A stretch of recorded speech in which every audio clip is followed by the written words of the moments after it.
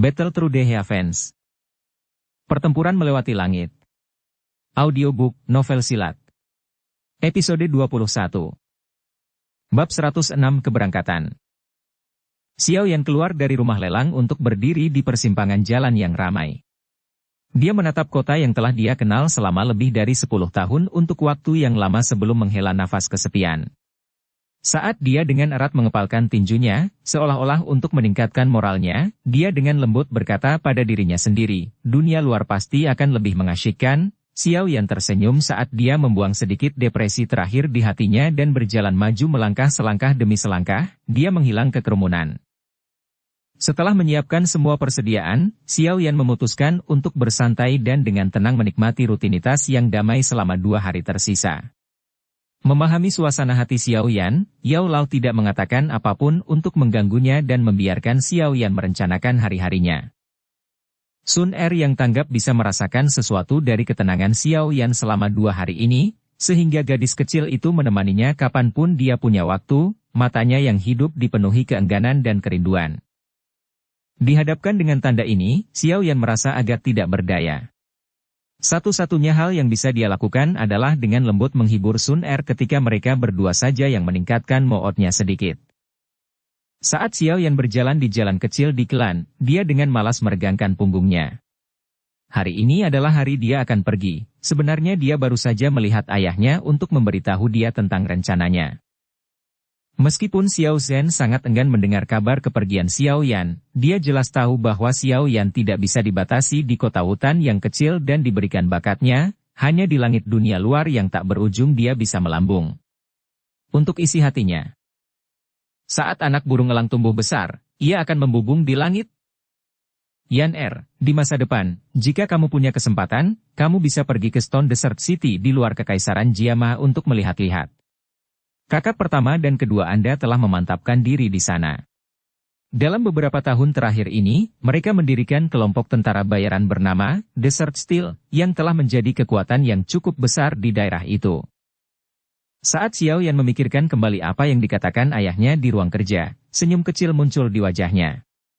Setelah melalui upacara kedewasaan, kedua saudara laki-lakinya meninggalkan rumah untuk merasakan dunia dan saat itu, ayah bukanlah pemimpin klan. Dalam beberapa tahun terakhir, mungkin karena fakta bahwa itu adalah perjalanan panjang kembali atau karena mereka sibuk dengan kelompok tentara bayaran mereka jarang kembali ke kota hutan. Namun Xiao Yan masih ingat ikatan persaudaraan yang mereka miliki ketika mereka masih muda. Xiao Yan. Suara lembut dan lembut seorang wanita menyebabkan Xiao Yan berhenti di tengah langkah saat dia berbelok di jalan setapak. Mengangkat kepalanya untuk melihat wanita cantik di pinggir jalan, dia tidak bisa menahan senyum dan bertanya. Instruktur Wolin, bukankah kamu harus berada di tenda pendaftaran? Saya kembali untuk mengambil beberapa barang. Saat ini, Sun Er mengambil alih untukku. Dengan senyuman ringan, Instruktur Wolin perlahan melangkah maju saat tatapannya menyapu Xiao Yan sebelum dengan lembut bertanya, berencana untuk pergi. Ya. Xiao Yan mengusap hidungnya saat dia mengangguk. Sudahkah Anda memberitahu Yu, Er dan Sun, Er? Tidak apa-apa. Kalau tidak, mereka menjadi emosional saat kita berpisah, lebih baik kita pergi dengan tenang. Mengangkat bahu, Xiao Yan tersenyum. Ini mungkin mudah bagimu, tetapi orang lain mungkin sedih dengan ini. Instruktur Wolin memberikan tatapan menegur kepada Xiao Yan sebelum terdiam sejenak.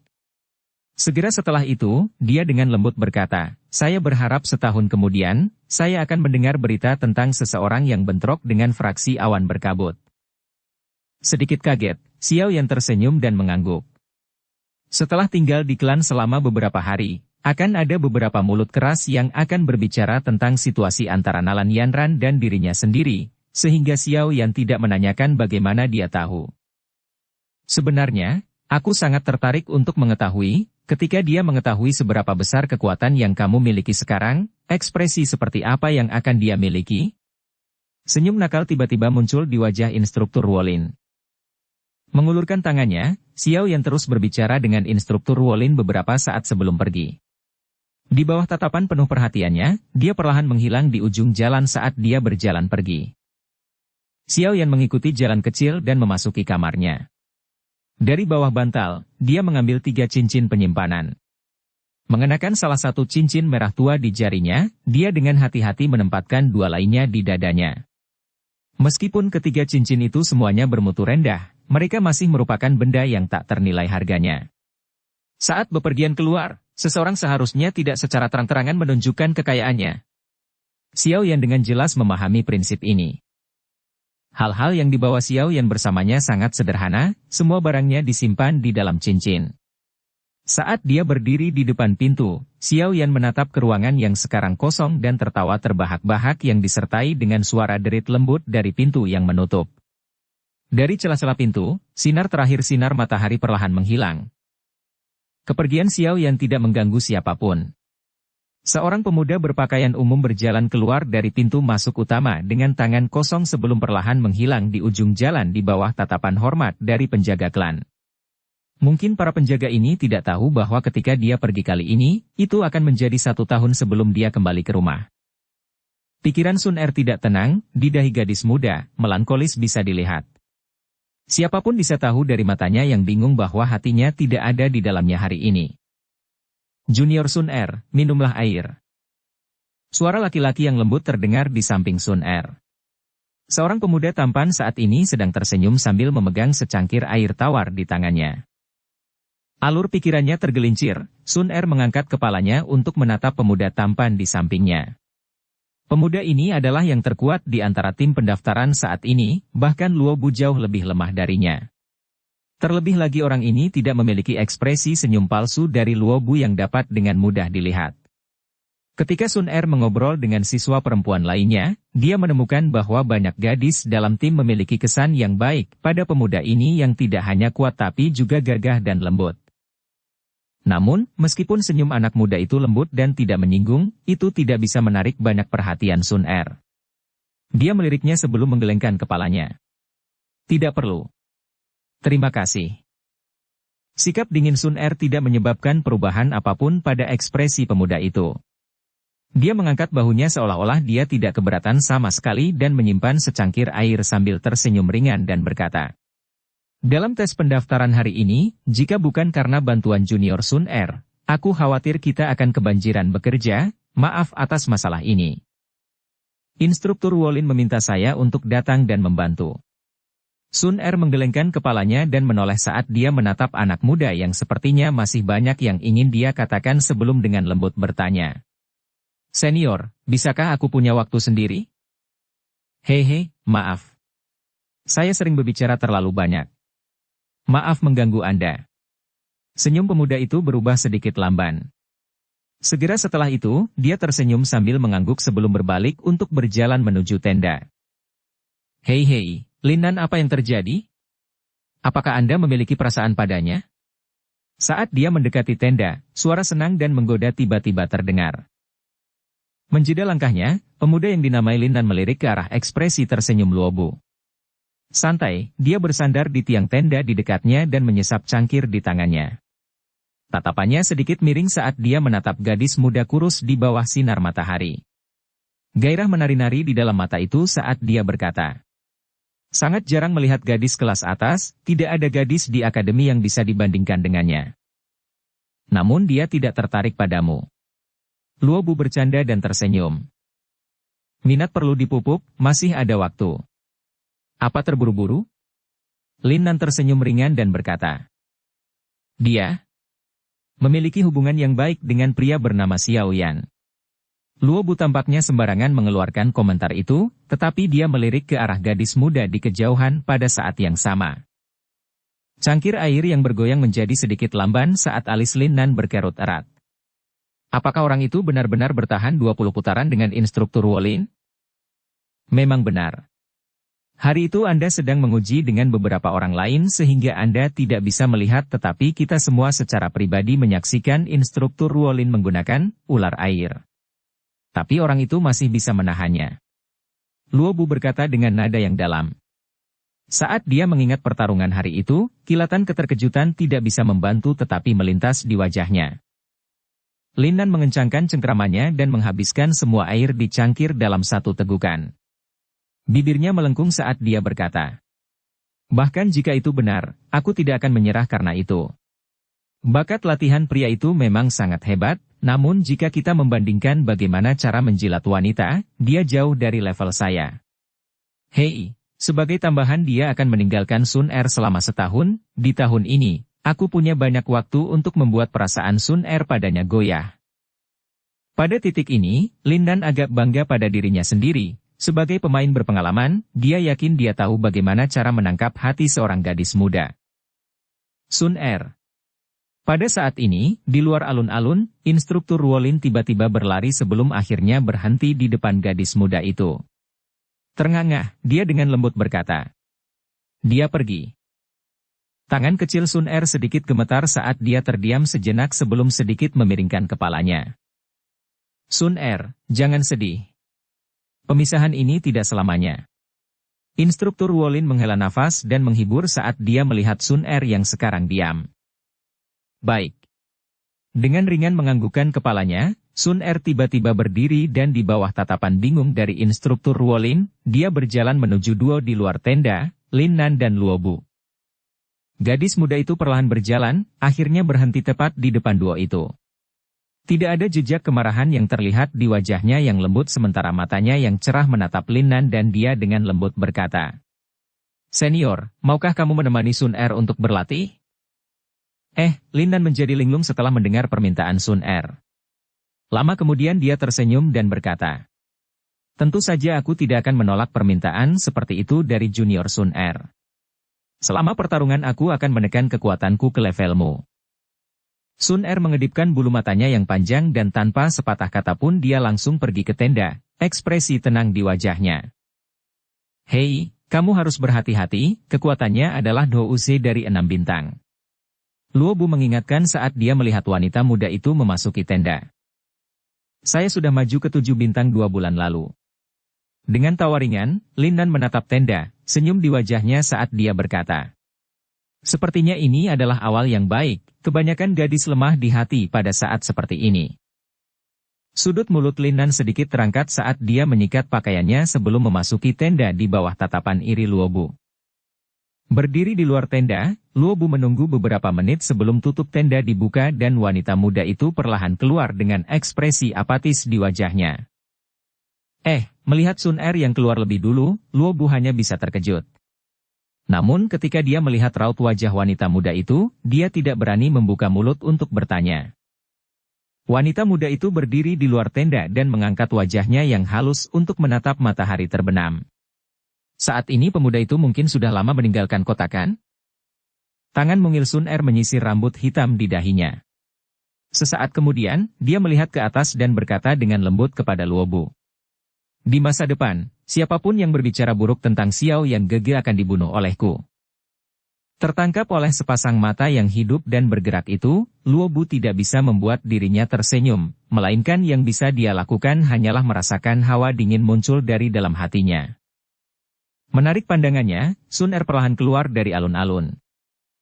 Instruktur Ruolin dan Luo Bu menunggu Sun Er pergi sebelum bergegas membuka tenda, keduanya terkejut. Di dalam tenda, Lin Dan terbaring layu di lantai, wajah aslinya yang tampan dipukuli sampai hitam dan biru. Di lantai di samping tubuhnya, 10 gigi berlumuran darah berserakan, pemandangan yang sangat brutal. Dukung channel Novel Silat dengan subscribe, follow, like, komen dan share. Bab 107 Fraksi Awan Berkabut. Fraksi awan berkabut adalah salah satu kekuatan teratas di Kekaisaran Jiama. Markas besarnya dibangun di atas gunung yang megah, terletak hanya sedikit lebih dari 5 km dari ibu kota Kekaisaran Jiama. Gunung tersebut, karena nama faksi, dikenal sebagai Gunung Awan Berkabut. Gunung Awan Berkabut adalah tempat yang paling terjal. 3 sisinya adalah tebing dan hanya ada satu jalan menuju puncak gunung, tempat berbahaya yang mudah dipertahankan, tetapi sulit untuk dikepung. Selain itu, murid-murid faksi patroli ketat di gunung, membuat seluruh gunung menjadi benteng kecil. Kekaisaran Jiama memasang garnisun yang diawaki oleh 50.000 penunggang kuda, terletak hanya 1 km dari kaki Gunung Awan Berkabut atas nama mempertahankan ibu kota. Namun, semua orang bisa melihat bahwa ini adalah langkah pemimpin kekaisaran untuk menjaga dari harimau buas yang dekat dengan ibu kota. Puncak gunung di belakang gunung awan berkabut ditutupi oleh awan dan kabut, tampak seperti surga. Di atas batu hitam yang menonjol dari tepi tebing gunung, seorang wanita muda berpakaian putih bermeditasi. Dia berlatih dengan mata tertutup, bernapas masuk dan keluar dalam siklus yang sempurna. Di antara setiap siklus, energi tebal di udara sekitarnya akan melepaskan uap udara hijau pucat, yang akan berputar di sekitar tubuh wanita sebelum terus diserap ke dalam tubuh, menjalani penyempurnaan, penyimpanan. Setelah aliran terakhir dari aliran udara hijau diserap ke dalam tubuh wanita itu, dia perlahan membuka matanya dengan busur hijau berkedip di atasnya. Rambut hitam sebahunya terangkat oleh angin dan melayang di udara. Senior Nalan, Tuan Nalansu telah tiba di fraksi awan berkabut. Dia bilang dia ingin bertemu denganmu. Melihat bahwa wanita muda itu akhirnya meninggalkan mode pelatihannya, seorang pelayan wanita, yang telah menunggu lama, buru-buru, tapi dengan hormat bertanya. Ayah, kenapa dia di sini? Setelah mendengar pelayan itu, wanita itu, saat dia dengan anggun bangkit, mengerutkan alisnya dan menggelengkan kepalanya dengan curiga. Saat dia berdiri di tepi tebing, angin bertiup melewati, menekan pakaiannya pada wujudnya yang indah dan menawan, menampilkan dirinya dalam wujud seorang dewi. Setelah dengan malas menyapu pandangannya ke arah ruang yang tampaknya tak berdasar di bawah tebing, tangan wanita itu dengan lembut mengusap gaun putih bulannya sebelum dia berputar dan meninggalkan tempat latihan yang khusus disediakan untuknya. Di dekatnya, di aula besar yang luas dan cerah, seorang pria paruh-baya yang tampak agak suram sedang menyesap cangkir tehnya. Tangannya yang lain dengan mantap mengetuk permukaan meja dengan kesal. Nalansu sangat gelisah dan gelisah setelah ayahnya, Nalanji, hampir menggunakan tiang untuk memukulinya hingga fraksi awan berkabut. Dia tidak menyangka bahwa tahun di mana dia memimpin pasukan ke garnisun di sisi barat kekaisaran, putrinya yang pemberani akan berani secara pribadi mengakhiri pertunangan yang telah diatur ayahnya. Tidak ada seorang pun di klan Nalan yang tidak tahu bahwa Nalanji sangat mengkhawatirkan reputasinya. Tindakan Nalan Yanran tidak diragukan lagi akan menyebabkan orang lain mengatakan bahwa keluarga Nalan tidak memiliki kehormatan. Terlebih lagi, karena dia menolak untuk dipersatukan melalui pernikahan di Xiao Klan dalam kelemahan Xiao Yan. Gosip semacam ini telah menyebabkan Nalanji menjadi kemarahan harian di rumah. Bukankah karena fakta bahwa dia lumpuh, dia akan menyeret tubuhnya yang sekarat dan mendaki gunung awan berkabut sendiri. Sejujurnya, mengenai pernikahan antara klan Nalan dan klan Xiao, Nalansu juga tidak terlalu mendukung. Bagaimanapun, Xiao Yan saat itu hampir seperti juru bicara label, cacat. Membuat dia mengizinkan putrinya, dengan kecantikan dan bakatnya yang luar biasa, untuk menikahi orang yang tidak berguna adalah sesuatu yang tidak ingin dia lakukan. Namun, masa lalu sudah berlalu. Menurut berita terbaru, bocah kecil dari klan Xiao itu tidak hanya menyingkirkan label, cacat, tetapi juga menunjukkan kecepatan pelatihan yang bahkan lebih menakutkan daripada ketika dia masih muda. Potensi yang saat ini ditunjukkan Xiao Yan adalah sesuatu yang bisa menarik perhatian Nalansu. Namun, tindakan independen Nalan Yanran telah menghasilkan hubungan yang sangat dingin antara kedua klan dan menyebabkan rasa malu yang besar bagi Nalansu. Jika hubungan seperti itu akan diperpanjang, itu mungkin mengakibatkan dia tidak hanya kehilangan menantu dengan potensi yang luar biasa tetapi mungkin juga mengakibatkan kebencian yang terakhir terhadap klan Nalan. Hanya memikirkan tentang memiliki seseorang dengan potensi untuk menjadi Dou Huang yang memandang klan Nalan dengan permusuhan adalah sesuatu yang membuat takut dan marah Nalansu.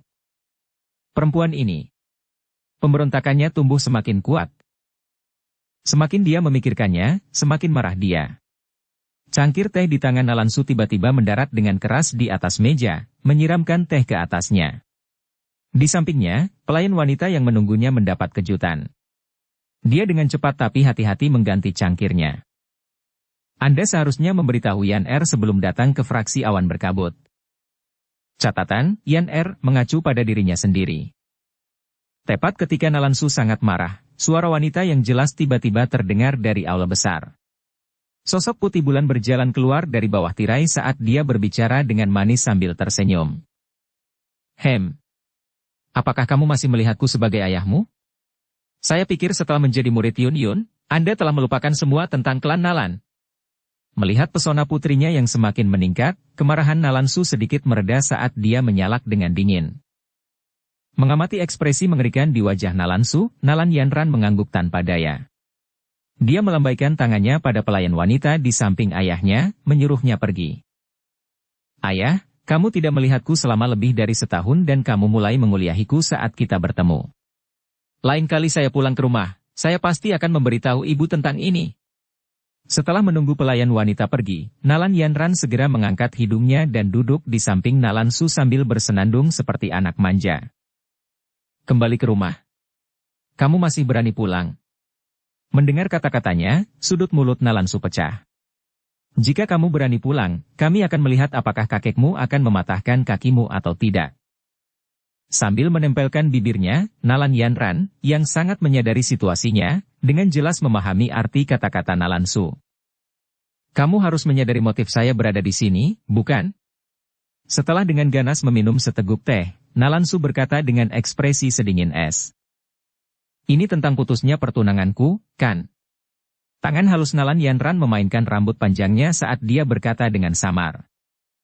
Melihat sikap tenang Nalan Yanran, Nalansu langsung menjadi sangat marah. Telapak tangannya menghantam meja dengan keras saat dia memarahi. Pernikahan adalah sesuatu yang dijanjikan kakekmu secara pribadi saat itu. Siapa yang menyuruhmu membatalkannya? Itu pernikahan saya. Saya tidak ingin mengikuti keinginan Anda dan menikahi siapapun yang Anda pilih. Saya akan membuat keputusan sendiri dalam semua bisnis saya. Terlepas dari siapa yang berjanji, yang saya tahu adalah jika saya mengikuti perjanjian, yang akan menikah adalah saya, bukan kakek. Mengungkit masalah ini telah menyebabkan wajah Nalan Yanran menunjukkan ketidaksenangan. Sebagai orang yang mandiri, dia benci ketika dia harus mengikuti arahan orang lain sehubungan dengan hal-hal penting dalam hidupnya, bahkan jika orang tersebut adalah yang lebih tua darinya. Tidakkah kamu berpikir bahwa saya bodoh? Ini tidak lebih dari Anda merasa bahwa orang yang tidak berguna seperti Xiao Yan saat itu tidak cukup baik untuk Anda. Tapi potensinya saat ini tidak lagi lebih rendah dari Anda. Dengan posisi Anda di awan berkabut klan, Anda seharusnya menerima berita tentang peningkatan kekuatannya. Nalansu berkata dengan marah. Nalan Yanran menghentikan alisnya. Dalam pikirannya, dia mengingat pemuda yang keras kepala saat itu. Menjeda bibir merahnya, dia berkata dengan acuh tak acuh. Aku memang mendengar kabar tentang dia. Aku tidak menyangka kalau dia benar-benar bisa menghilangkan julukan cacat. Ini mengejutkan saya. Terkejut? Satu kata, terkejut, dan tidak apa-apa? Kakek Anda telah berbicara, memerintahkan Anda untuk meluangkan waktu untuk pergi ke kota Wutan. Akan lebih baik jika kita meminta maaf dan memuluskan hubungan yang kaku. Nalansu mengerutkan alisnya dan berkata. Minta maaf? Tidak mungkin. Mendengar ini, alis Nalan Yanran tiba-tiba terangkat.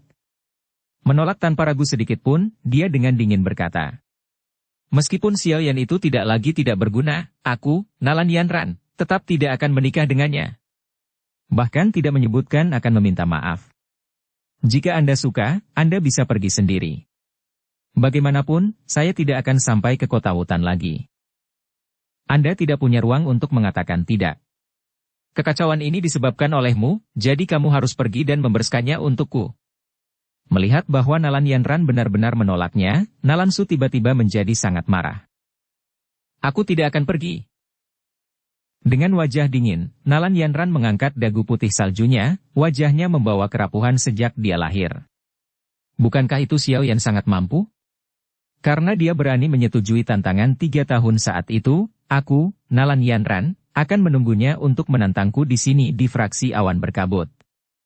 Jika saya kalah darinya, saya akan menjadi pelayannya dan dia bisa melakukan apa yang dia suka. Jika tidak mungkin saya akan meminta maaf. Bajingan, jika kamu kalah di akhir perjanjian 3 tahun dan menjadi budak, tidakkah kamu akan mempermalukan klan Nalan? Nalansu dengan marah memarahi. Siapa bilang aku akan kalah darinya? Bahkan jika Xiao Yan telah mendapatkan kembali bakatnya, apakah menurutmu aku akan kalah darinya? Tidak hanya fraksi awan berkabut memiliki banyak metode Qi tingkat tinggi, mereka juga memiliki lebih banyak teknik Dou tingkat tinggi. Selain itu, saya bahkan meminta Raja Pil Gu Heye membantu saya membuat obat. Semua hal ini di luar jangkauannya sebagai tuan muda dari klan kecil. Terus terang, hanya menemukan teknik Dou atau metode Qi tingkat tinggi mungkin membutuhkan waktu beberapa dekade. Setelah dipandang rendah oleh Nalasu, Nalan Yanran seperti kucing yang ekornya terinjak. Yang paling dia benci adalah orang lain mengatakan bahwa dia tidak bisa dibandingkan dengan orang cacat yang dia anggap remeh. Catatan, kamu-kamu tetua itu laki-laki dan dekat dengan orang yang memanggil kamu-kamu. Dia mengulurkan tangannya yang putih dan memaksa cambuk panjang biru itu melingkari lengannya. Melihat putrinya membuat keributan di depannya, Nalansu sangat marah. Dia tiba-tiba berdiri dan mengangkat tangannya, bersiap untuk menampar Nalan Yanran. Saudara Nalan, tolong jangan sembrono. Mengamati tindakan Nalansu, sosok putih buru-buru menyapu aula dan berdiri membela diri di depan Nalan Yanran. Geye, kamu bajingan. Aku diberitahu bahwa kaulah yang menemaninya terakhir kali dia pergi ke klan Xiao. Melihat orang yang memblokirnya, Nalansu semakin marah saat dia memarahi dengan marah. Dengan senyum malu, dia dengan getir berkata, "Ini adalah keputusan pemimpin faksi. Bahkan saya tidak bisa berbuat apa-apa." Apa yang sedang dilakukan Yun Yun? Dia benar-benar membiarkan Yanran melakukan hal-hal bodoh ini? Jika dia kalah dari Xiao Yan setelah 3 tahun, bukankah dia harus menjadi budak seseorang? Mendengar dua kata, pemimpin faksi, Nalansu sedikit tenang. Namun, suaranya masih dipenuhi amarah. Bagaimanapun, siapapun yang, dalam sekejap mata, kehilangan menantu laki-laki dengan potensi besar dan membuat musuh dari orang yang sama tidak akan merasa baik. Brother Nalan, Anda tidak perlu khawatir. Masalah ini sudah selesai, jadi apa gunanya memperdebatkannya? Dan bahkan jika Anda membuat Yanran meminta maaf, masih sulit untuk memperbaiki hubungan antara kedua klan tersebut, jadi mengapa Anda ingin pergi dan dihina? Adapun janji 3 tahun, Anda tidak perlu khawatir. Pemimpin fraksi secara pribadi telah meninggalkan gunung untuk menyiapkan ramuan obat terakhir. Setelah tetua Guhe memperbaikinya, Xiao Yan pasti tidak akan bisa mengejar Yanran dalam hal kecepatan pelatihan. Selama Yanran berbelas kasihan dalam pertempuran janji 3 tahun, amarahnya harusnya hilang.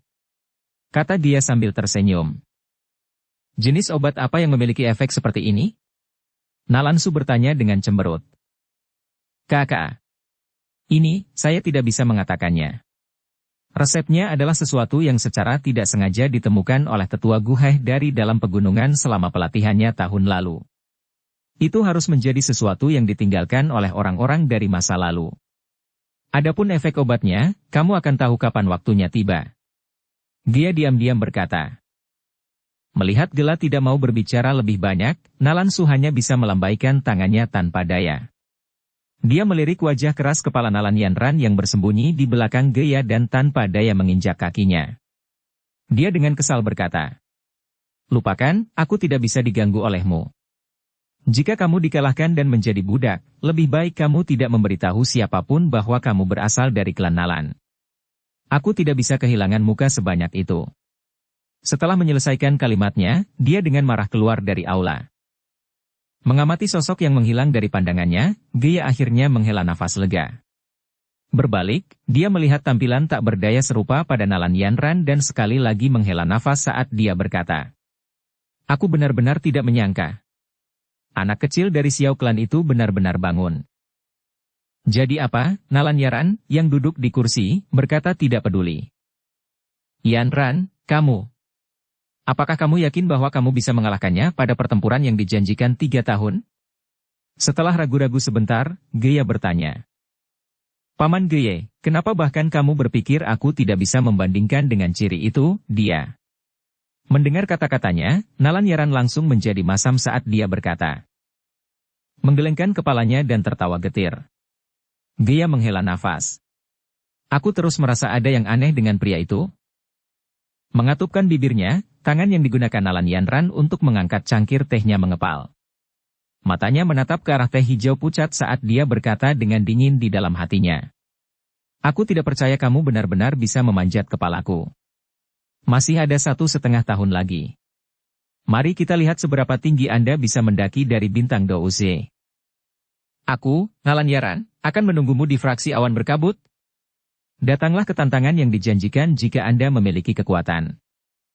Bab 108 Kekuatan Tersembunyi Ledakan Oktan. Bulan sabit yang sunyi tergantung di malam yang gelap gulita saat cahayanya yang redup, sejuk, menyelimuti daratan yang luas.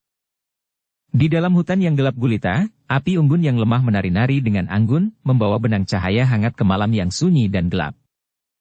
Di samping api unggun, seorang pria muda sedang bersandar pada batang pohon dan tanpa sadar menyulut api dengan tongkat api di tangannya. Termasuk hari ini, sudah 5 hari sejak Xiao Yan meninggalkan kota Wutan. Sebagian besar kesegaran awal telah memudar selama perjalanannya yang sepi. Sebuah perasaan rindu yang samar-samar mulai perlahan-lahan naik ke hati pemuda itu. Setelah secara acak menempatkan sepotong kayu bakar lagi ke dalam api, menyebabkannya sekali lagi terbakar dengan terang, Xiao Yan meletakkan dagunya di telapak tangannya dan dengan malas berkata, "Guru, kemana tepatnya kita akan pergi?" Magic Beast Mountain Range. Sebuah suara tua berkata dari dalam cincin di jarinya. Kupikir kita juga bisa memasuki pegunungan binatang ajaib dari dekat kota Wutan. Mengapa kita harus bepergian sejauh ini? Kami berada di sisi timur pegunungan Magic Beast. Dengan melewati sini, kita bisa mencapai Gurun Tager. Itu adalah tujuan akhir dari pelatihan, kata Yaolao. Melewati langsung pegunungan binatang ajaib? Sudut mulut Xiao yang terbuka saat dia tertawa terbahak-bahak, kekuatan saya saat ini hanya akan memungkinkan saya menangani beberapa binatang ajaib yang lebih muda. Paling-paling, saya hanya bisa berkeliaran di sekitar tepinya. Bukankah tidak mungkin untuk menembus pegunungan? Hanya dengan berada di tempat yang berbahaya bakat seseorang bisa benar-benar meledak. Yaolao berkata dengan acuh tak acuh. Saya berencana untuk membantu Anda maju ke Dousi dalam pegunungan Magic Beast. Kalau begitu aku harus tetap di pegunungan binatang ajaib selama masa latihanku? Mendengar proklamasi tersebut, wajah Xiao Yan langsung berubah pahit. Saya perkirakan itu akan memakan waktu 1 tahun. Untuk sisa setengah tahun ini, kamu harus pergi dan berlatih di Gurun Tager. Gurun Tager? Xiao Yan menggelengkan kepalanya saat dia bergumam pada dirinya sendiri. Lupakan. Bagaimanapun, dia memiliki Yaolao di sisinya untuk melindunginya.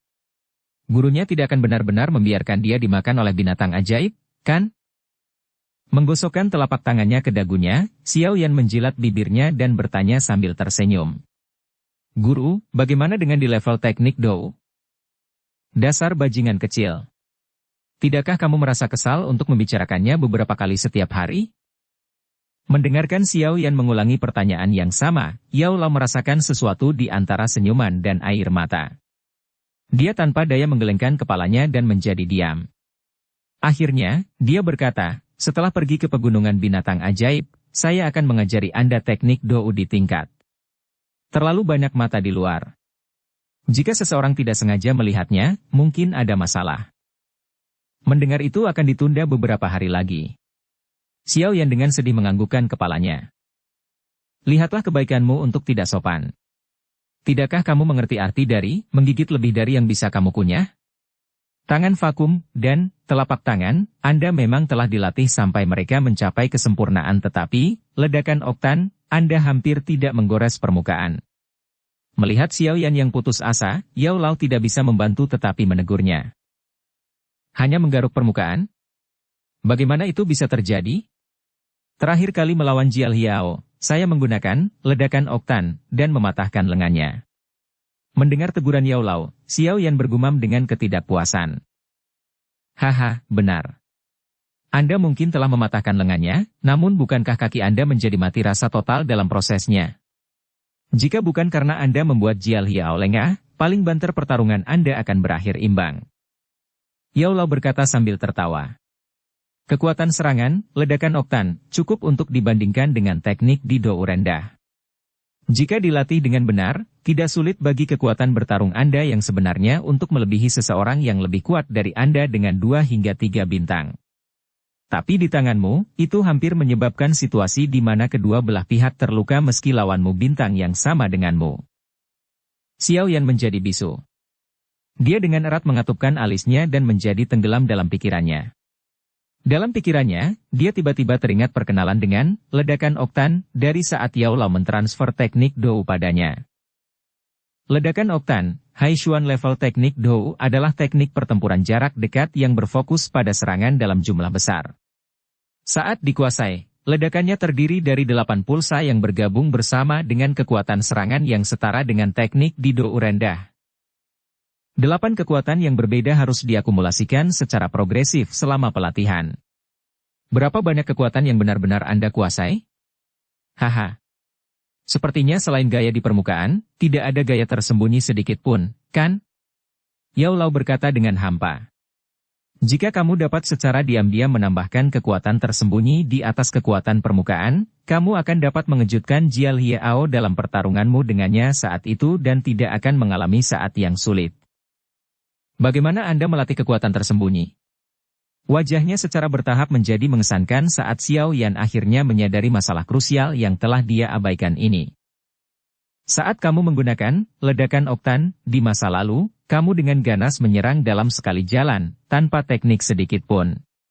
Saya tidak pernah membahas ini sebelumnya karena 2 alasan. Salah satunya adalah kekuatanmu masih terlalu lemah. Alasan lainnya adalah Anda tidak pernah menemukan ini. Xiao Yan menggaruk kepalanya dengan malu. Dia tidak pernah benar-benar mempertimbangkan masalah kekuatan tersembunyi. Ini karena hanya dengan kekuatan permukaan. Ledakan Oktan memiliki kekuatan ledakan yang sangat kuat yang sangat memuaskannya. Tutup matamu dan raih jauh ke dalam jiwamu. Yao Lao memerintahkan dengan tenang, menyebabkan Xiao Yan cepat-cepat menyilangkan kakinya dan mengadopsi postur latihan. Di samping api unggun, pemuda itu perlahan menutup matanya dan sekitarnya sekali lagi menjadi sunyi. Yang ada hanya suara retakan lembut dari kayu bakar dan suara serangga yang berdenging pelan. Setelah keheningan berlanjut untuk waktu yang lama, Xiao Yan, yang telah menutup matanya, tiba-tiba membukanya. Dia sedikit mengernyit saat memikirkan pertukaran yang dia lakukan dengan Yao Lao di dalam hatinya. Setelah hening yang lama, Xiao Yan perlahan mengendurkan alisnya. Dia sedikit mengangguk dan mengencangkan tinjunya, di mana douki kuning pucat berkumpul. Keheningan sesaat kemudian, tinjunya menghantam batang pohon besar saat dia menangis pelan. Ledakan Oktan. Bang! Terdengar suara gedebuk. Di tempat di mana tinjunya menabrak, lubang kecil dibuat bersama dengan beberapa garis retakan yang menyebar darinya. Bang! Tidak lama setelah kebisingan sebelumnya mereda, ledakan teredam yang lebih rendah terdengar dari dalam batang pohon. Kekuatan yang menyertai suara teredam kedua langsung ditransfer jauh ke dalam batang pohon. Sesaat kemudian, tiba-tiba meledak dari dalam. Batang pohon besar, setelah dirusak oleh kekuatan tersembunyi ini, menjadi goyah, sepertinya akan tumbang. Apa? Sungguh kekuatan tersembunyi yang kuat.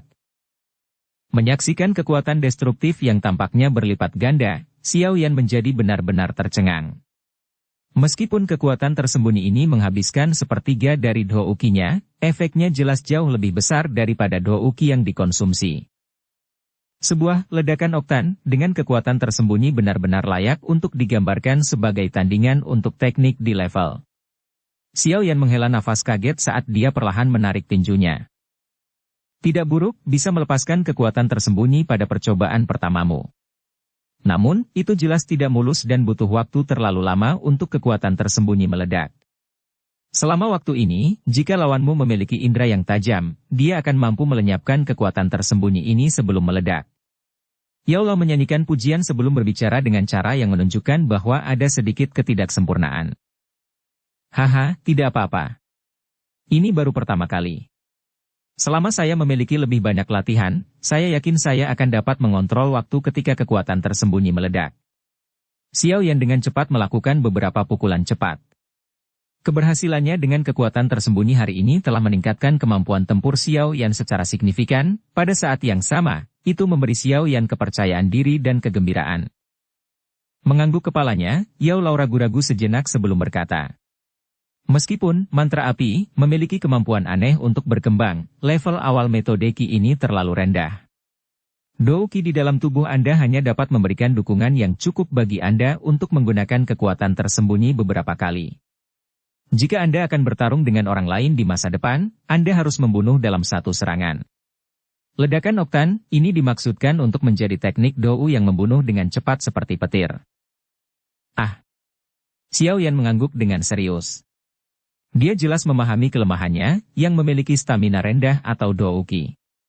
Jika dia tidak dapat mengalahkan lawannya sebelum Doukinya habis, orang yang akan kalah adalah dia. Sepertinya saya perlu memikirkan cara untuk mempercepat pelatihan Douki Anda. Begitu kita memasuki pegunungan binatang ajaib, saya akan memandu Anda untuk mencari beberapa tanaman obat langka yang dibutuhkan untuk penyulingan obat. Saat ini, Anda membutuhkan bantuan medis selain mengandalkan bakat Anda. Yao Lao berkata dalam-dalam. Xiao Yan tersenyum. Dia tiba-tiba mengangkat alisnya dan berkata, Nalan Yanran itu mungkin juga menggunakan metode pelatihan ini. Hah, lalu kenapa? Di semua kekaisaran magia, keterampilan alkimia Guhe dianggap yang terbaik. Namun, di mataku, dia bukan apa-apa. Bersaing dengan saya dalam keterampilan alkimia. Di seluruh benua Douki ini, Anda bahkan tidak dapat menemukan 5 yang bisa. Yao Lao berkata dengan lembut, suara hambar itu menyembunyikan keangkuhan dan penghinaan. Xiao Yan mengusap hidungnya, merasa sedikit penasaran dengan latar belakang Yao Lao. Oh benar. Bawa benda ini. Mulai sekarang, kamu tidak boleh meletakkannya, bahkan saat kamu tidur. Yao Lao terdiam sesaat sebelum benda hitam besar tiba-tiba melesat keluar dari cincin lama dan jatuh dengan keras ke tanah, menyapu tumpukan debu. Xiao Yan menatap kosong ke item hitam pekat yang setinggi dia. Keringat dingin muncul di dahinya saat dia menelan ludahnya dan berkata, Ini, untuk apa ini? Ini terbuat dari logam meteorit hitam dan sepertinya satu-satunya di seluruh benua. Tidak hanya sangat sulit untuk dihancurkan, tetapi juga sangat berat. Yang terpenting, ini memiliki efek aneh menekan Douki seseorang. Jika Anda bisa terbiasa berada di bawah penindasannya, saat Anda melepaskannya di pertempuran di masa depan, kekuatan Anda setelah melepaskannya akan mengejutkan semua orang. Kata Yao Lao sambil tersenyum saat dia memberikan penjelasan yang terlambat.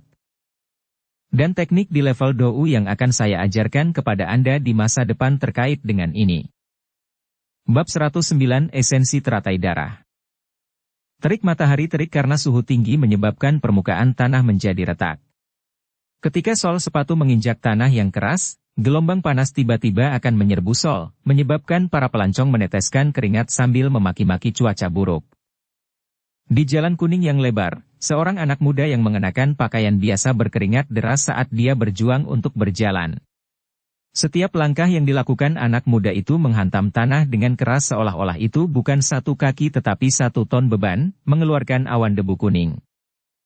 Jika seseorang melihat lebih dekat, orang akan terkejut melihat bahwa anak muda itu membawa pedang hitam besar di punggungnya.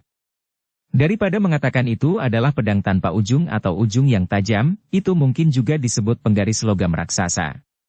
Di bagian atas, seolah-olah telah dipotong menjadi 2 dengan pisau, memperlihatkan permukaan seperti cermin halus horizontal. Di permukaan pedang hitam pekat, ada pola berurat yang kabur dan aneh. Pola berurat berlanjut sampai gagang, hampir meresap ke setiap inci pedang. Pola-pola ini memberi penguasa suatu misteri khusus yang membanjiri warna hitam pekatnya yang sederhana. Panjang pedang raksasa itu hampir melebihi tinggi anak itu. Kombinasi aneh ini menyebabkan para pengelana sesekali melontarkan pandangan ingin tahu padanya. Setelah sekali lagi melakukan perjalanan beberapa ratus meter, anak muda itu akhirnya tidak tahan lagi. Seperti kincir angin, mulutnya terus terengah-engah saat dia menyeret kakinya yang terasa seperti berat 1000 pon menuju keteduhan pohon besar di pinggir jalan. Saat anak muda itu mencapai bagian bawah pohon, dia segera roboh, menghadap ke langit. Dengan kepala tertanam di atas rumput yang menyejukkan, keringat di dahinya mengalir ke bawah seperti aliran kecil. Guru, hal ini terlalu menakutkan. Setelah membawanya di punggung saya, Douki yang beredar di dalam tubuh saya menjadi lambat dan lamban.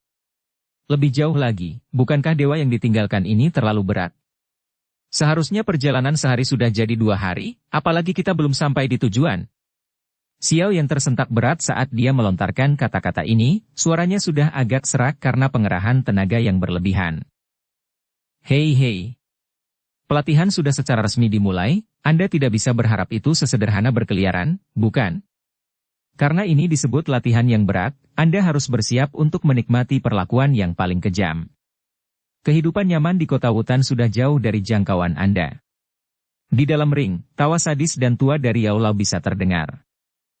Mendengar kata-kata ini, Xiao Yan tersenyum pahit dan menggelengkan kepalanya, sedikit bersandar ke satu sisi. Dari sudut matanya, dia melihat pedang hitam tanpa pisau di punggungnya dengan ngeri. Dia tidak menyangka bahwa objek yang tampak biasa ini akan menjadi begitu menakutkan. Tidak hanya itu membuat douki yang cepat di dalam tubuhnya menjadi lamban, itu juga sangat berat sehingga Xiao Yan hampir mematahkan punggungnya saat menggunakan semua kekuatannya untuk membuat aliran doukinya. Selama 2 hari ini, Xiao Yan akhirnya merasakan arti kelelahan yang sebenarnya. Ketika Xiao Yan membawa pedang hitam aneh ini di punggungnya, kekuatan bertarungnya sebanding dengan dousi yang baru maju. Meskipun pedang hitam sangat membatasinya, efek yang membatasi ini membantu meredakan kekhawatiran Xiao Yan karena membiarkan kekuatan sejatinya ditemukan oleh orang lain. Karena dia hanya seorang musafir sendirian yang melakukan perjalanan melalui tempat-tempat asing, akan sangat bodoh baginya untuk dengan mudah mengungkapkan kekuatan aslinya kepada orang lain. Menggosok cincin penyimpanan di jarinya, pil hijau muda muncul di telapak tangannya. Ini adalah pil pemulihan ki yang cukup efektif yang mampu meningkatkan tingkat pemulihan douki seseorang dalam waktu singkat. Pil itu secara khusus disempurnakan oleh Yao Lao untuk Xiao Yan pada hari-hari sebelum mereka meninggalkan kota hutan. Tetapi bahan yang dibutuhkan untuk pil pemulihan ki ini sangat langka, bahkan dengan pengaruh rumah lelang primer, hanya cukup bahan untuk 30 pil yang dikumpulkan. Jadi, biasanya Xiao Yan tidak berani menggunakannya secara bebas, namun situasi saat ini tidak memungkinkannya untuk menghemat kemewahan. Dengan hati-hati menyapu pandangannya ke jalan terdekat, Xiao Yan memastikan tidak ada orang di sekitar sebelum menelan pil di mulutnya dengan satu tegukan. Dia bersandar di pohon saat dia tidak terburu-buru menunggu pil bekerja. Meskipun dikatakan bahwa yang terbaik adalah memasuki kondisi pelatihan untuk mengeluarkan efek tertinggi dari pil setelah mengonsumsinya, dalam situasinya saat ini, Xiao Yan jelas tidak berada dalam lingkungan terbaik untuk berlatih. Kerumunan yang terus melintas di jalan akan mematahkan pikirannya untuk memasuki kondisi pelatihan. Perlahan-lahan menutup matanya, Xiao Yan yang sangat lelah mampu merasakan otot-ototnya yang babak belur dengan rakus menyerap esensi lemah lembut yang dipancarkan dari pil. Ketika tetes terakhir esensi telah diserap, Xiao Yan merasa seolah-olah sel-sel ototnya diperkuat dengan kekuatan dan sedikit lebih kuat dari sebelumnya. Meskipun latihan keras baru saja dimulai 2 hari yang lalu, Xiao Yan memiliki keyakinan mutlak dalam mengalahkan Dou Zi bintang 6 jika dia melepaskan pedang berat dari punggungnya. Sepertinya ada efek? Xiao Yan bergumam pada dirinya sendiri saat dia menggunakan tangannya untuk menyentuh wajahnya. Sudut mulutnya tiba-tiba menyeringai saat dia dengan malas mengulurkan tangannya, merasa penuh semangat, seolah-olah dia dibuat ulang dari dalam keluar. Menyangga tubuhnya dari tanah, Xiao Yan menepuk pedang besar yang membebani dan aneh dengan perasaan campur aduk cinta dan benci sebelum sekali lagi mengambil langkah berat untuk melanjutkan perjalanannya ke tujuan yang sekarang dekat. Sebelum langit berangsur-angsur menjadi gelap, Xiao Yan akhirnya tiba di sebuah kota kecil yang dekat dengan pegunungan Magic Beast.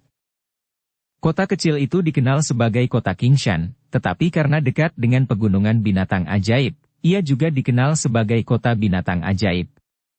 Mayoritas orang-orang di kota kecil ini secara alami adalah tentara bayaran yang menghabiskan hari-hari mereka untuk memberi makan pedang mereka dengan darah. Tentara bayaran ini akan membentuk rombongan yang berjalan bergandengan tangan di jalanan, mencipratkan ludah mereka sembari dengan berani mendiskusikan tentang wanita di kota, di mana menemukan minuman keras terkuat dan area mana yang memiliki binatang ajaib paling ganas. Saat Xiao Yan berjalan di jalan yang terbuat dari batu kapur sambil membawa pedang besar yang terlihat tidak pada tempatnya di punggungnya, tatapan penasaran secara alami tertarik padanya. Namun dia mengabaikan tatapannya saat dia menyeka keringat di dahinya sambil perlahan mengikuti jalan setapak di sepanjang jalan. Banyak toko yang tersebar di kedua sisi jalan dan dengan lokasinya yang menguntungkan, mereka bisa dikatakan agak populer. Xiao Yan menyapu pandangan tertarik ke seluruh toko yang terang benderang sebelum akhirnya berhenti di toko bahan obat yang agak luas.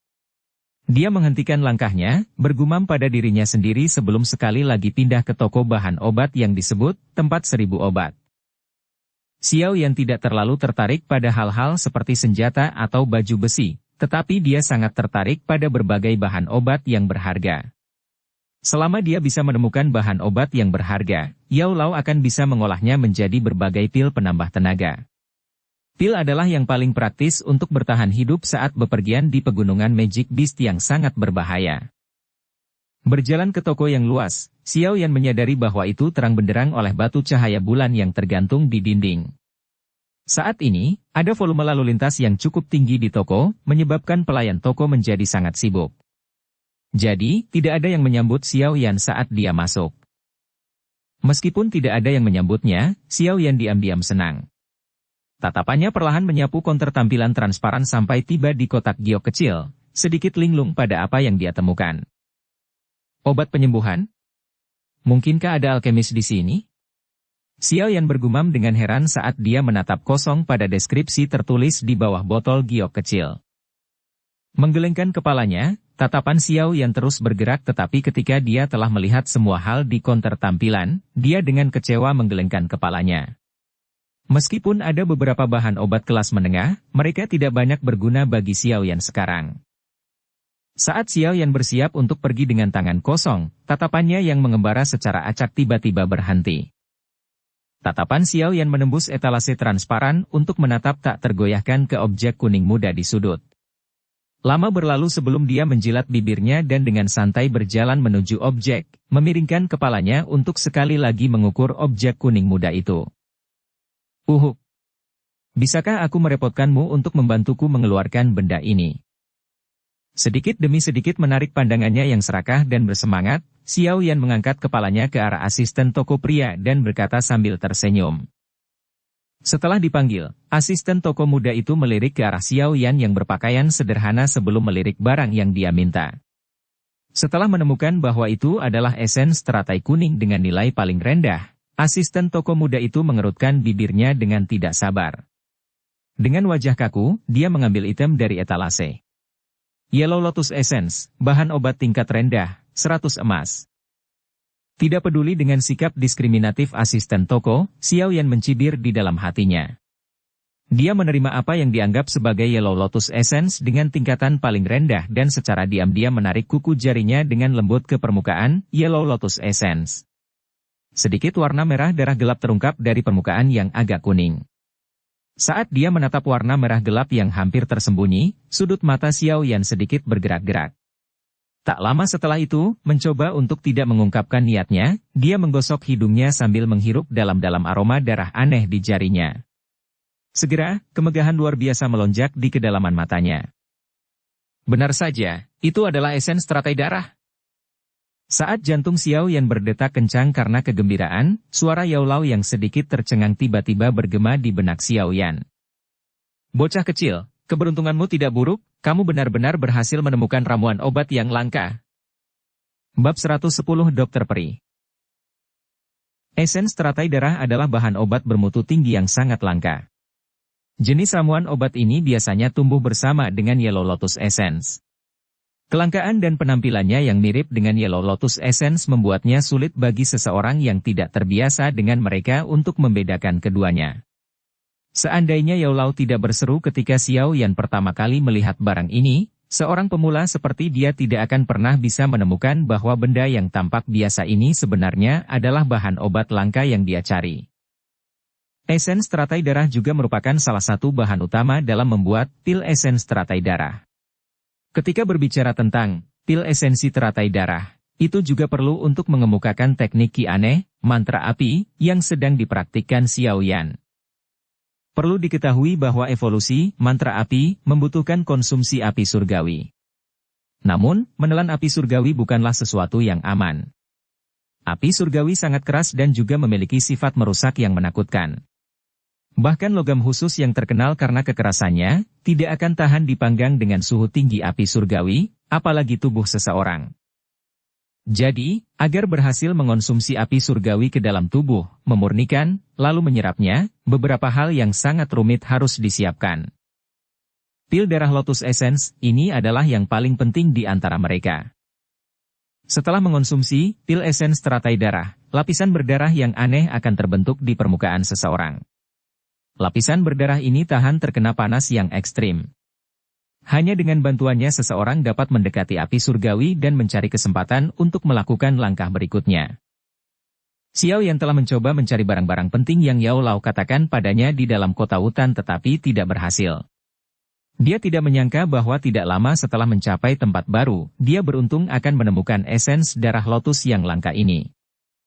Kekuatan mental Xiao Yan yang luar biasa memungkinkannya untuk sepenuhnya menyembunyikan kebahagiaan ekstrim di dalam hatinya dan di bawah mata yang tidak sabar dari asisten toko, dia secara acak bermain dengan esens teratai darah di depannya.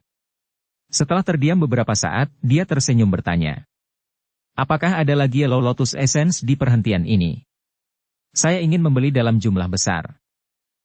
Mendengar ini, asisten toko sedikit tercengang. Dia dengan curiga menyapu matanya ke arah Xiao Yan. Meskipun Yellow Lotus Essence hanya dihargai 100 emas, jika dibeli dalam jumlah besar, masih membutuhkan harga yang lumayan mahal. Setelah tatapannya yang mencurigakan dialihkan ke cincin luar angkasa di jari Xiao Yan, keraguan di wajah asisten toko dengan cepat menghilang dan diganti dengan senyuman yang menyanjung. Tuan, mohon tunggu sebentar. Saya akan segera pergi dan mengambilnya. Xiao Yan mengangguk sambil tersenyum. Dia tidak terus memusatkan perhatiannya pada esens teratai darah yang langka di tangannya, sebaliknya, dia mencari meja untuk hal-hal lain, bertindak seolah-olah tidak ada yang terjadi. Tidak lama setelah asisten toko pergi, dia buru-buru kembali dan meletakkan kotak kayu kecil yang dia bawa di atas meja. Dia tersenyum dan berkata, Tuan, ada 53 sari teratai kuning di sini. Apakah Anda berencana untuk membeli semuanya? Xiao Yan tersenyum tapi tidak menjawab. Tatapannya menyapu Yellow Lotus Essence di kotak kayu. Sesaat kemudian, kekecewaan melintas di matanya, dia tidak menemukan esens teratai darah kedua di antara Yellow Lotus Essence. Xiao Yan menghela nafas kecewa dari dalam hatinya tetapi tetap mempertahankan wajah yang tersenyum. Dari dalam kotak, dia secara acak memilih lebih dari 20 buah sebelum menempatkan esens teratai darah di antara mereka. Menghadapi asisten toko dia berkata, Bantu saya mengemas ini dan menghitung. Pak, tagihannya berjumlah 2.400 koin emas. Asisten toko mengumumkan harganya setelah menghitung jumlah Yellow Lotus Essence dengan pandangannya yang menyapu. Xiao Yan menganggukkan kepalanya sedikit dan mengangkat jarinya. Dia menyerahkan kartu hijau pucat berisi 5.000 koin emas yang muncul di tangannya kepada asisten toko sebelum buru-buru menyimpan sekumpulan Yellow Lotus Essence ke dalam cincin penyimpanannya. Seketika, dia merasa sangat lega. Setelah hening sejenak, Xiao Yan tiba-tiba menghadap asisten toko yang sedang menggesek kartu dan bertanya. Apakah Yellow Lotus Essence di sini dari Mystical Beast Mountain Range? Bersenandung. Pegunungan binatang mistik penuh dengan ramuan obat. Rumah 1000 obat, kami memiliki tim kami sendiri untuk mengumpulkan tanaman obat. Tapi setiap kali kita memasuki pegunungan binatang mistik, kita harus mengeluarkan banyak uang untuk menyewa tentara bayaran sebagai penjaga. Asisten toko, setelah menyelesaikan transaksi, dengan senang hati menjawab saat dia mengembalikan kartu itu ke Xiao Yan. Xiao Yan menyimpan barang-barangnya dan mengangguk sedikit. Dia bersiap untuk pergi ketika dia menyadari ada keributan tiba-tiba di pintu masuk toko obat. Wow, sebenarnya itu adalah Dokter Peri. Betapa indahnya, cek-cek, pinggangnya yang sempit. Sebuah kota kecil yang dekat dengan pegunungan Magic Beast. Idiot, apa kamu ingin mati?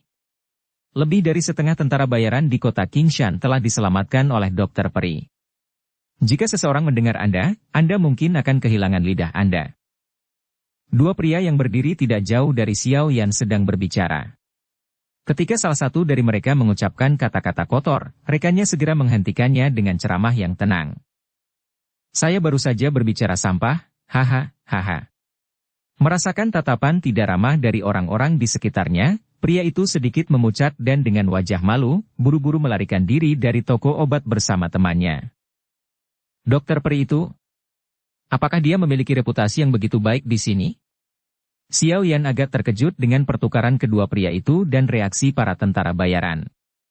Berdiri di kejauhan, dia memiringkan kepalanya dan nyaris tidak melihat sosok wanita dengan gaun putih melalui celah di kerumunan. Setelah pembubaran kerumunan, Xiao Yan akhirnya berhasil melihat dengan jelas wajah wanita yang dikerumuni kerumunan itu. Wanita itu mengenakan gaun putih pucat. Dia tidak terlalu cantik tetapi bisa disebut kecantikan yang tidak biasa. Wajahnya yang tersenyum ringan memancarkan aura segar yang unik dan sangat meningkatkan pesonanya. Tatapan Xiao Yan menyapu tubuh wanita itu sebelum akhirnya mendarat di pinggang sempit yang diikat oleh sabuk hijau. Melihat pinggang sempit yang tidak bisa mengisi pelukan, keheranan melintas di matanya. Di antara para wanita yang Xiao Yan kenal, Sun Er adalah yang paling mempesona dengan kecantikan dan misterinya yang tidak dapat ditemukan kesalahan. Ya Fei adalah seorang penggoda yang mempesona dan Xiao Yu memiliki kaki panjang seksi yang mata Xiao Yan tidak bisa menahan untuk tidak menatap setiap kali dia melihatnya. Wanita berbaju putih yang ada di depannya, di sisi lain, adalah wanita dengan pinggang tersempit dan paling halus. Xiao Yan mendecakkan bibirnya, merasa takjub. Di sampingnya, asisten toko tertawa dengan suara rendah. Dokter Pri adalah seorang dokter yang secara khusus disewa oleh Rumah Seribu Obat kami. Ada banyak orang di seluruh kota Qingshan yang menyukainya. Jika Dokter Pri menemani kita saat kita pergi ke pegunungan binatang mistik untuk mengumpulkan ramuan obat, semua tentara bayaran akan menurunkan gaji mereka seminimal mungkin dan kadang-kadang, bahkan bertarung di antara mereka sendiri untuk posisi yang tersedia. Seorang dokter? Mendengar ini, Xiao Yan tertegun sejenak dan langsung bertanya. Bukankah dia seorang alkemis? Seorang dokter dapat dianggap sebagai sejenis alkemis tetapi mereka jauh lebih rendah jika dibandingkan dengan yang terakhir. Bagaimanapun, mereka tidak dapat benar-benar memperbaiki obat apapun. Yang bisa mereka lakukan hanyalah menggunakan api biasa untuk mencampur berbagai bahan obat menjadi satu dan mencapai efek penyembuhan. Jika dibandingkan dengan obat yang dimurnikan oleh seorang alkemis, obat semacam itu memiliki tingkat yang jauh lebih rendah. Jadi, semua dokter ingin menjadi alkemis, tetapi banyak yang gagal melakukannya bahkan setelah menghabiskan seluruh hidup mereka untuk mencoba. Masalah utama terletak pada afinitas unsur mereka dan kurangnya bimbingan. Setelah melihat sejauh mana dia diterima dan obat penyembuh di atas meja, Xiao Yan awalnya mengira dia adalah seorang alkemis. Jika begitu mudah untuk menjadi seorang alkemis, pekerjaan itu tidak akan begitu langka dan berharga. Asisten toko berkata tanpa daya. Xiao Yan mengangkat bahunya, terlalu malas untuk melanjutkan pertanyaannya. Dia menatap wanita dengan gaun putih yang telah duduk di kursinya dan merawat pasiennya yang terluka. Dia menyentuh dagunya dan mengakui pada dirinya sendiri bahwa senyum baik yang diperlihatkan oleh Dokter Pri ketika dia merawat yang terluka sangat menyentuh. Tidak heran tentara bayaran yang biasanya galak ini bertingkah seperti domba kecil jinak di depannya.